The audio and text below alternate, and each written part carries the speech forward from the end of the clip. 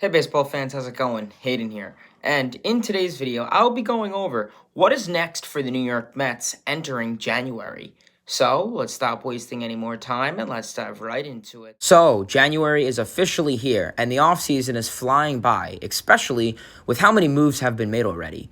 All the key free agents have been locked up as many of them signed in November and December. The Mets helped this process by Billy Epler and Steve Cohen acting and spending early on. The Mets' offseason so far has been quite eventful, as, so far, they've brought back Brandon Nimmo, Edwin Diaz, Adam Ottavino, and brought in Justin Verlander, Kodai Senga, Jose Quintana, Omar Narvaez, and possibly Carlos Correa. So what comes into question is, there's 2 more months just about until spring training, so what other moves can the Mets make? So far, the Mets' offseason spending splurge jumped to an unfathomable $806.1 million. As a result, the Mets are projected to pay roughly $111 million in luxury tax penalties in the season. However, the Mets have pretty much said that is not a concern. Currently, on Monday, January 2nd, as the time of recording this video, the Mets' deal with Carlos Correa is still being propounded, as we saw the Mets had some worry with Correa's physical. It seems both parties definitely want this deal to work out. However, what I could most likely see happening is that Steve Cohen gets approval from MLB and the Players Association about certain unique clauses being added to Carlos Correa's contract. So whether that's some type of reconstruction, it's a unique clause. So we'll see how that is. As stated before, the MLB free agent list right now is pretty limited, and the Mets don't really have a whole lot that they need to improve. So with that said, the clear and sensible option to target is bullpen arms. You can never really have too many of them.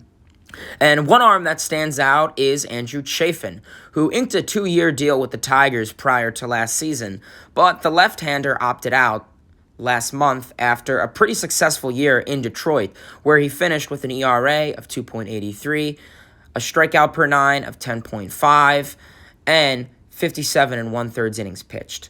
Although he only had 11 saves over his 9-year career, Chafin has been pretty effective while pitching in high-leverage situations recently. Over the past 2 seasons, Chafin, age 32, has limited opposing hitters to a .205 average and only 10 extra base hits through 156 at-bats in those situations.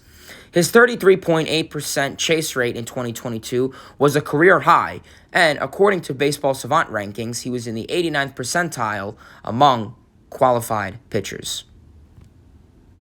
In terms of a trade, that seems very unlikely, as the Mets front office has really no interest in trading away pieces of their farm, as they only want to continue to build it. So you could probably take that off the agenda. Overall, as stated before, I am really shocked with how quickly most of the free agents signed. The fact the Big Four shortstops signed before New Year's is absolutely insane to think about, considering in the past, a lot of the mega deals usually don't happen until late February or just before spring training just about. But guess that wasn't the case this year. Why could that be? Could have to be from the CBA last year. It's really interesting to see. However, Mets coming into January are in a really good and favorable position for the upcoming season. Alrighty, baseball fans, and that is the end of this video. Please feel free to give this video a like, comment, subscribe, turn on those post notifications, share this video with your friends, and please, baseball fans, feel free to let me know in the comment section below. What are your thoughts on this video? What else do you think the Mets could do and address? Till next time, baseball fans, see ya.